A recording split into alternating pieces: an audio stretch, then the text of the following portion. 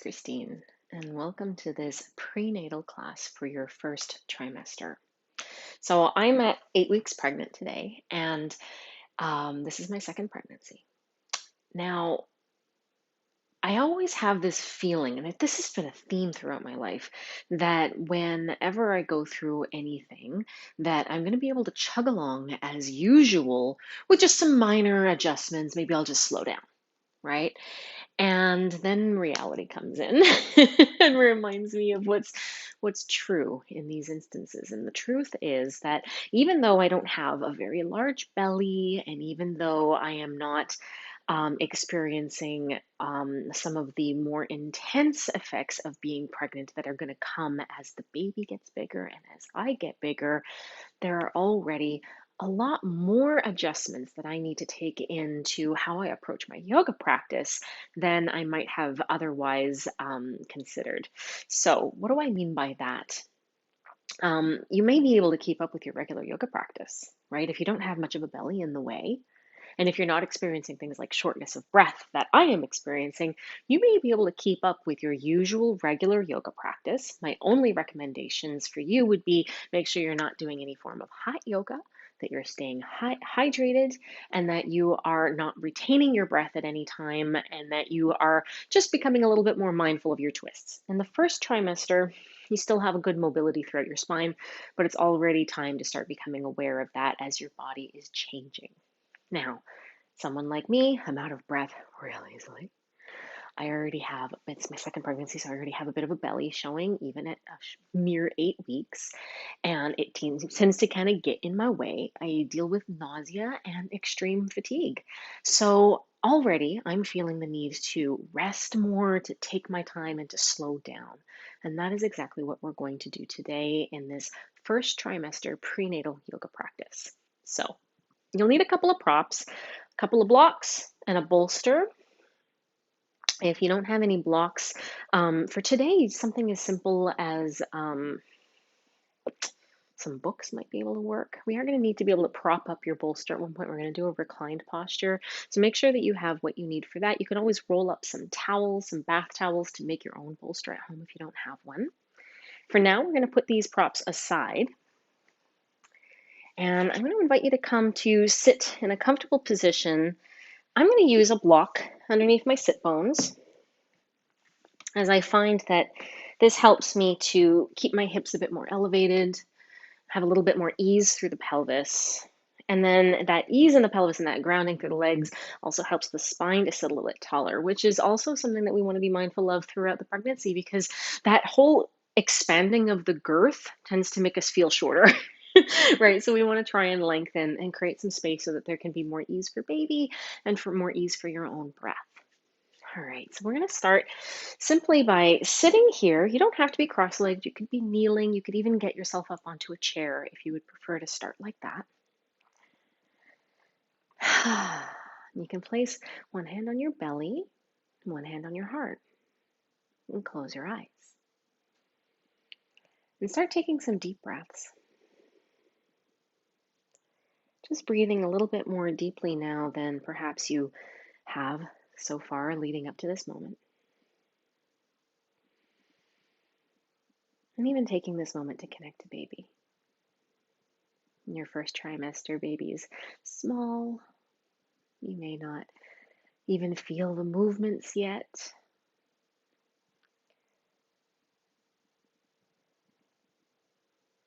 But baby is there, heart beating, moving around, growing very, very quickly.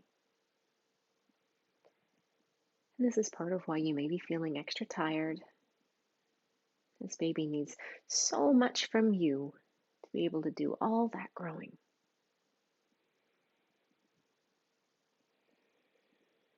So allow your breath to be full and long and nourishing.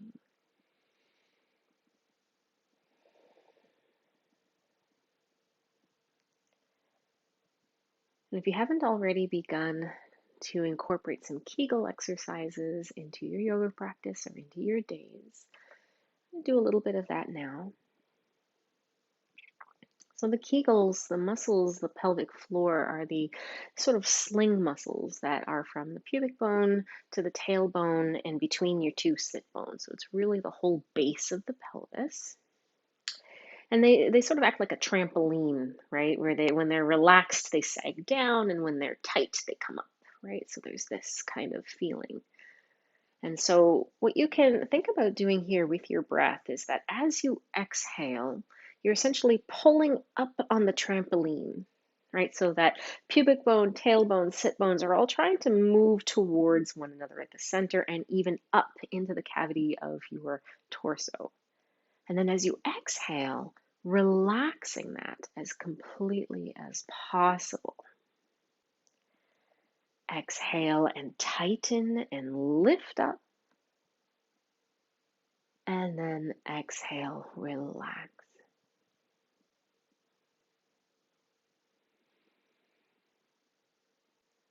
So it's an inhale to tighten and an exhale to relax, in case I didn't make that clear. I am pregnant. Sometimes my thoughts don't come out as succinctly as I'd like them to. Good. So it's an inhale to tighten and lift and an exhale to relax. And that relaxing of the pelvic floor is just as important as the tightening and toning of the pelvic floor. And why is that? Because if you know that as we approach the end of our pregnancy and we go into birth and labor, that is when we really need to allow those muscles to relax so completely that they can allow the baby to come out. So we need that balance of learning how to tone and control those muscles as we carry the ever increasing weight of baby in the uterus, but also relaxing maybe even more completely than you have before.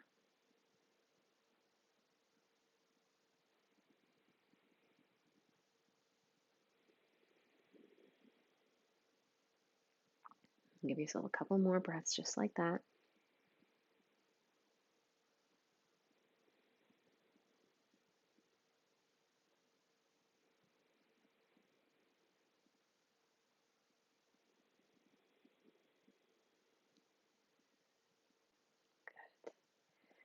You can slowly release your hands to your knees and open your eyes. As you inhale, roll your shoulders back, lift your heart, and just lift the chin, even rock forward on your sit bones.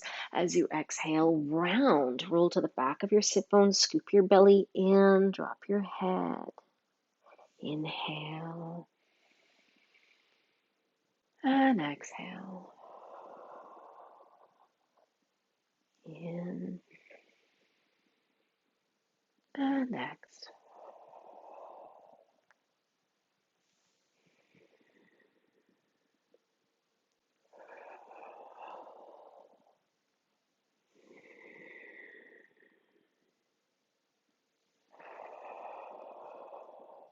Give yourself one more round of breath like that.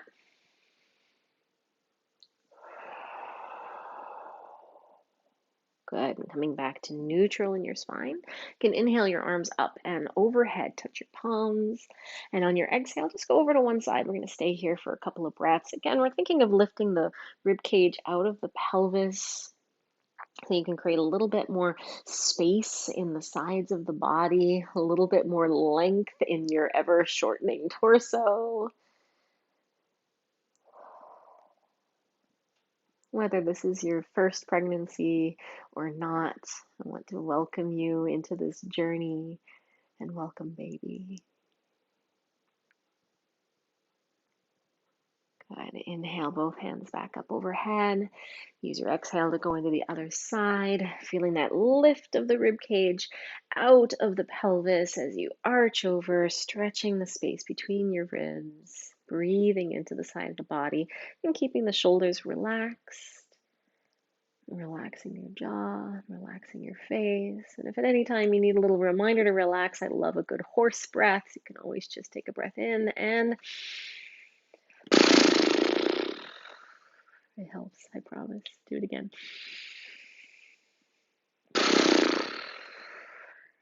Good. Inhale, both hands up.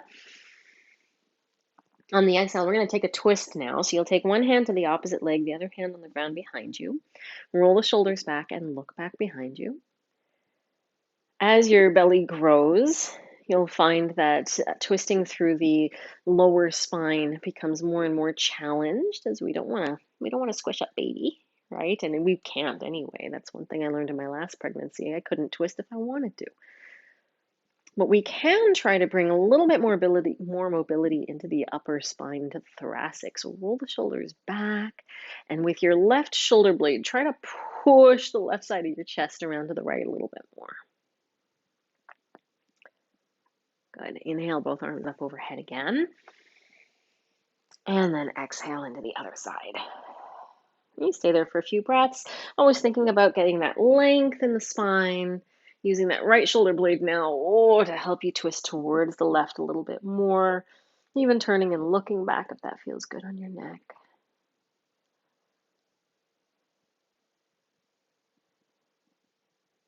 And there may be days that you can keep up with your regular yoga practice and do a nice, faster paced flow. And then there may be days when you really do need to slow it down, like today. And really, at the very beginning of our pregnancy, is the first lessons in how to listen to our bodies and to adapt. Inhale back up to center. And exhale, hands to heart. Good. So let's come onto our hands and our knees.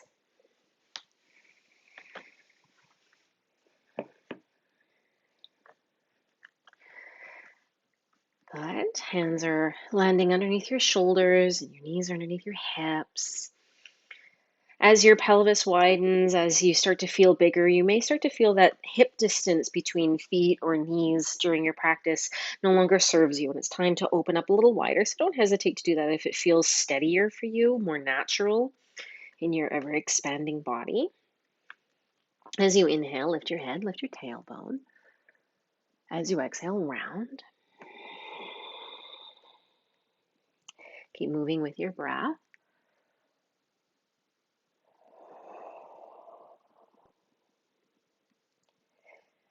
And if you need that little bit of extra relaxation, you can do your horse breath.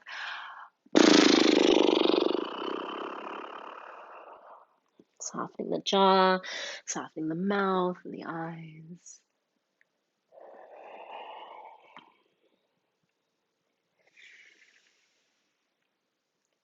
Good. And we'll come to neutral. And try this. I'm starting to move your rib cage around in a circle. So just your rib cage. So you're kind of like your rib cage was in a barrel, and you want to sort of scrape the insides of that barrel. So moving around. This is going to help us to begin targeting some thoracic mobility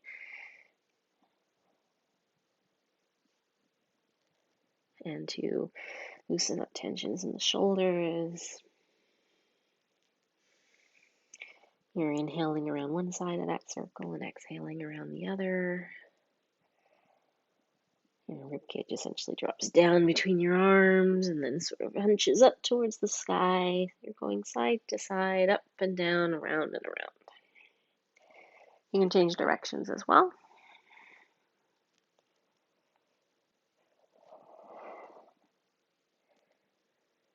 One of the number one things I notice while I'm in my yoga practice is how my breath capacity is so different now. I get so short of breath so easily.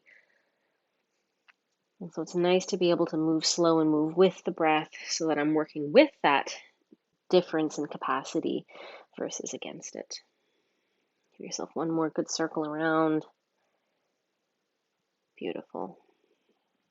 And you can open your knees wide and bring your big toes together. Come to a child's pose. Reaching the hands out ahead of you, letting your belly sink between your thighs, resting your forehead to the ground. If you're already feeling a little bit big here, you might prefer to come down a little bit less. You can put your head on your block, forehead on your block, so that you're not as folded forward.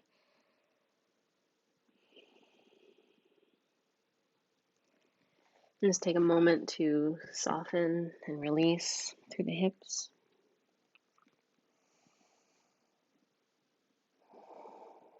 the legs.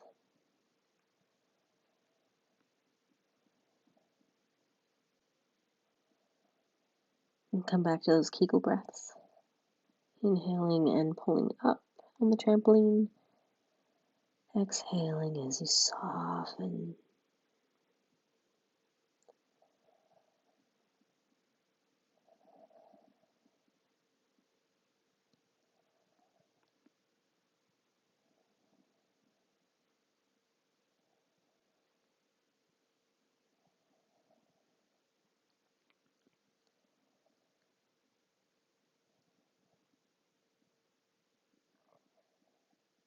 And slowly now you can come back up onto your hands and your knees. And we'll make our way into a downward facing dog pose. You may or may not want your feet hip distance apart. You might actually want to go a little bit wider with your feet today. Like I said, noticing as your body is changing that your foundations might need to change along with it. And you can pedal out your heels, stretching out the back of your legs.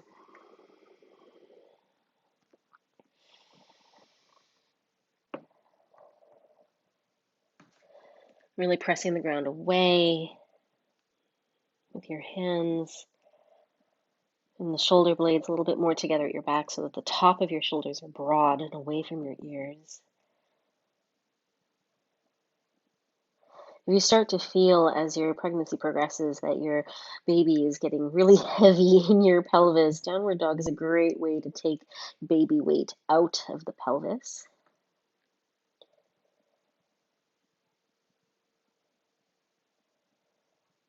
Good. We're going to come into a lunge with the right foot forward. So you can go ahead and step that foot forward between your hands and rest your back knee down.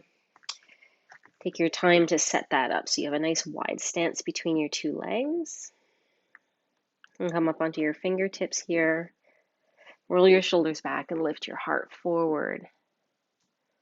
If you need to put a little something underneath your back knee, don't hesitate to do that. Maybe you just want to double up your mat. Sometimes it's nice just to have like two mats basically underneath your knee. And keeping in mind that your joints are probably going to start feeling different as we have this hormone called relaxin starting to increase in the body. And that hormone is there to help the pelvis to open at the birth. Unfortunately, it also affects all of our other joints, so we need to be mindful that sometimes we might actually feel like we're a little bit more flexible than usual, even if we're not really. We don't want to be overstretching our joints just because they're a little loose due to that hormone. You can start to lift your chest up now. And we'll take the left arm up. And just reach tall, big breath in, getting really long on the side of your body, and arch over to the right. I'm just going to hang out my right elbows on my thigh here. Again, just getting this feeling of allowing the rib cage to lift away from the pelvis as you start to arch over to the side and get a nice side stretch here.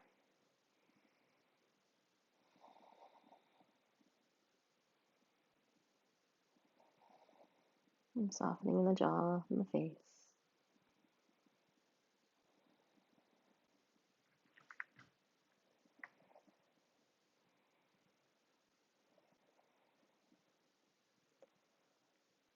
And you can inhale your way back up. Let's bring the hands to the inside of that front foot and just walk it out to the side a little bit. You can either have your toes pointing forward or out to the side and just sway your hips a bit side to side as you encourage your hips to broaden open, right? So the right hip going out to the right, your left hip back. You can even let your right knee bend more deeply now, maybe more over your toes. You can stay up on your hands or come onto your elbows. Maybe you'd like to find a place between those 2 points by putting your blocks or your bolster under your elbows. And just being mindful, again, that hormone relaxin. So try not to go all the way to your edge with the stretch. You probably want to dial yourself back around 25%. Excuse me.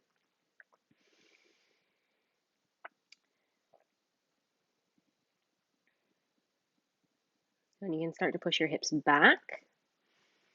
Take that right foot back and come back into downward facing dog.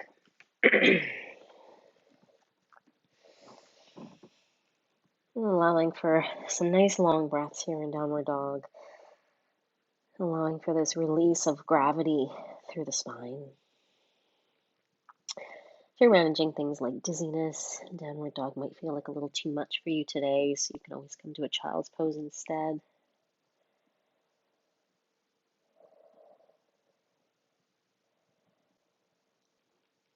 Let's do 2 horse breaths together. Inhale. And again.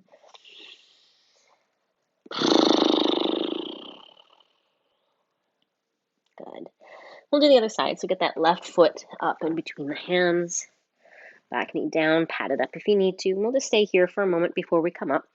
On the fingertips as you roll the shoulders back and bring the heart more forward.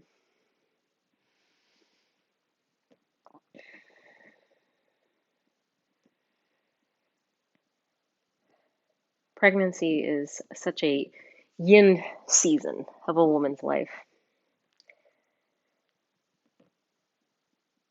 It's sort of the ultimate in feminine experience, right? We are creating a body within our body, creating a person, the whole reproductive portion of that energy. And yet it requires so much of our energy. It requires us to turn inwards, to slow down. In a gesture of complete generosity and giving to this child.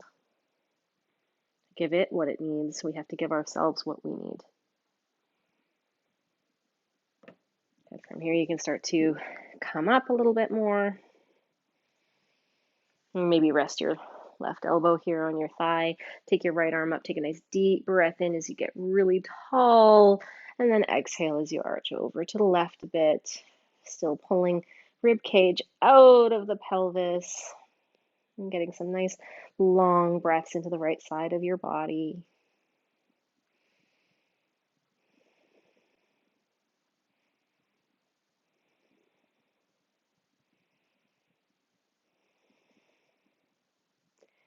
Maybe allowing the corners of your mouth just to curl up a little bit.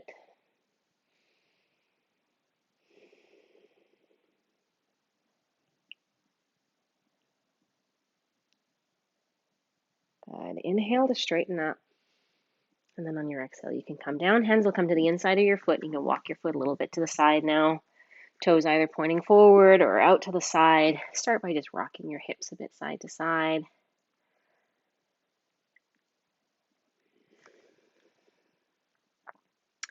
And then eventually starting to let the hips sink down.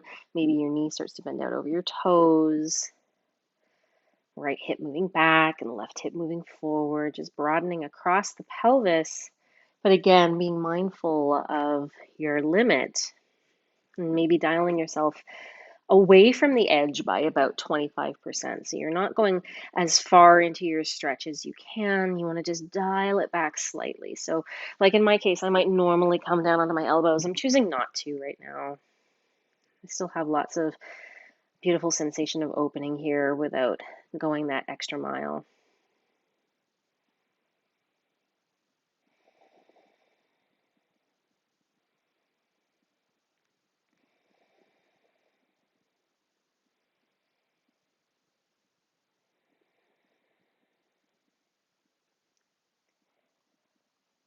Good. And you can start to push your hips back a little bit.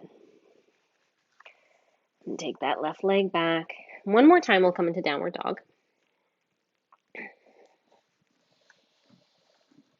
And come up high onto your toes and bring your heels over to the right. And bend your knees a little bit. You should feel like you're getting a little longer in the left side of your body. Let's just take 3 breaths there.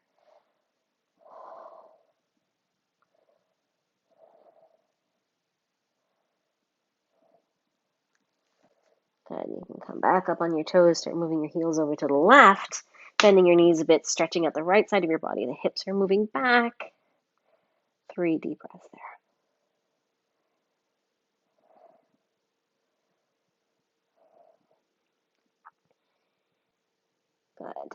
Back through center one more time in downward dog. Nice big horse breath release. Good.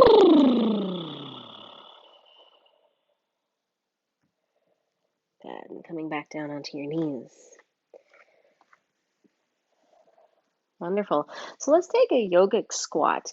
In yogic squat, if your heels don't come on the ground, you can always put your heels up on some blocks like so, or you might want to stack them up and sit your bum on the blocks. It's really up to you how you do this today. All right, so yogic squat is where we can have the feet open wide, the toes can even turn out. We'll sink the hips down between the knees, and the elbows can kind of brace against the knees to open them up, and bring your hands to prayer. So remember, you can always have your heels supported a little bit if they don't come down to the ground very easily, or you can, if your balance is challenged or if this is just too much effort for today, go ahead and sit yourself on the blocks. Okay.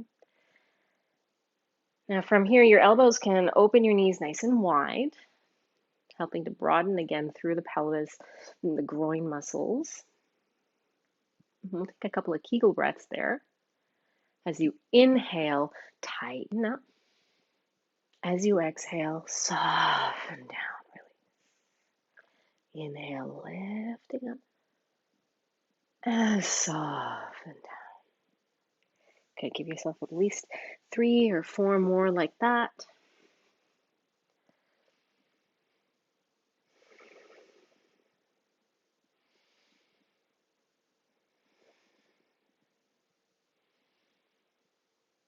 Good. You can release your hands, just bring them in front of you a little bit here. We'll just think cat-cow for the spine again. So as you inhale, roll the shoulders back, lift up through your heart. As you exhale, round. Inhale, open up. Exhale, round. 2 more.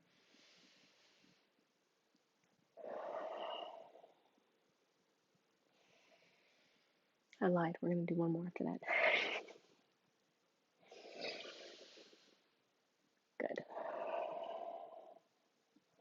Beautiful. You can bring your hands behind you. Take those blocks out from underneath you and come sit on your bum. Go ahead and lean back in your hands and just give your legs a good little shake here, letting any sensations in the hips and the legs just kind of shake themselves off. Good. Now we're going to set ourselves up for a reclined cobbler's pose, a Supta Baddha Konasana. So here's where those couple of blocks really come in handy. You might want to set them up so that they are on 2 different heights behind you, so that when you take your bolster and lean it up on there, it's well supported by the 2 blocks, and there it's on an angle. So depending on how you're feeling today, you may want to have this lifted more or perhaps less, or maybe you just want to have your bolster directly on the ground. You'll see how you feel when you get there. I'm going to come to sit in front of the bolster and just give yourself about a fist distance between your lower back, your sacrum, and the bolster, and the soles of the feet together, and then come and lean your back down on here and let your arms open out to the sides.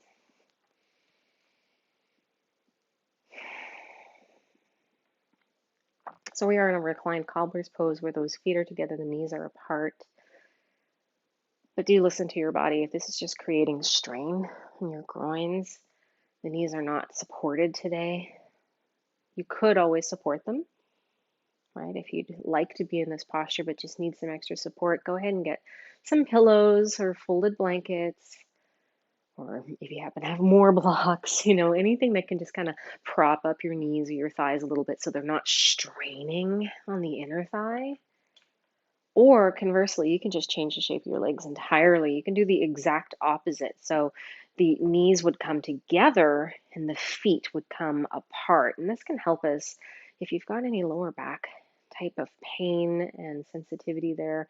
This can be a great shape for your legs to be in to help broaden across the sacrum and lower back.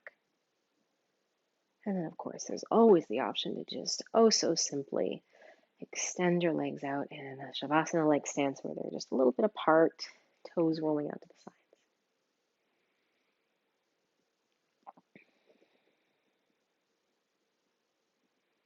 closing your eyes,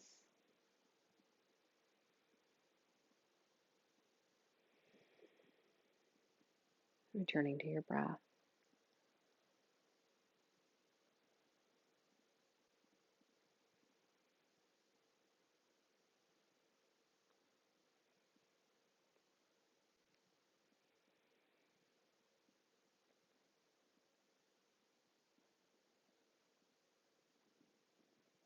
Even though not much may be happening that is obvious to an observer on the outside, even though I have a little bit of a belly right now, no one has said anything yet because it's that stage where she could just be bloated. It could just be gluten belly, wheat belly, right? So it's not obvious. No one else really knows what's going on. And yet there is so much happening inside of you, Mama. So much happening between the baby growing very, very fast at this time, with every week new and exciting things happening in baby's development. So much happening inside of your own body. Your body is producing more blood. There are surging hormones. Your body is preparing for birth. And in every moment supporting this new life. And there's also so much happening in your own mind and heart. If this pregnancy was planned or not, all the feelings that can come up with what is to come, all the plans as you arrange your life to welcome the child.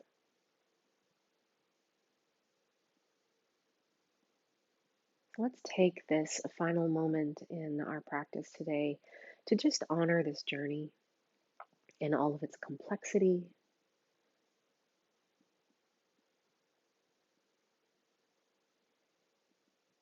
and all the different layers that we are moving through,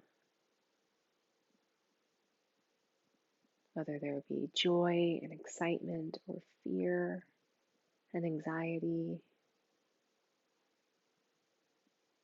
It is all part of the process. It is all perfect and beautiful. And may we just hold some space for all of it as we rest here, eyes closed, face soft, breath flowing.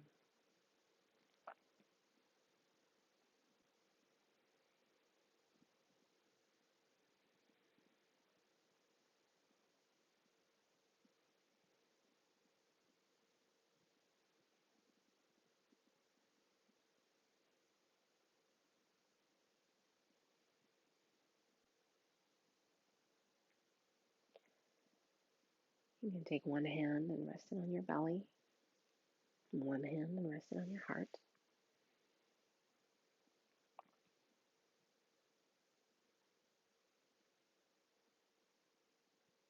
Allow a small smile to come across your lips as you thank yourself and baby for being here for this practice. And I wish you a happy and healthy pregnancy, an uncomplicated birth, and a happy, healthy baby in your arms at the end of it. May everyone be well. May everyone be safe. May everyone be happy.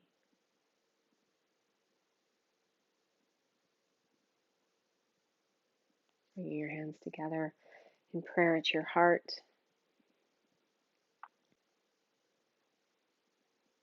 My heart bows to yours. Namaste.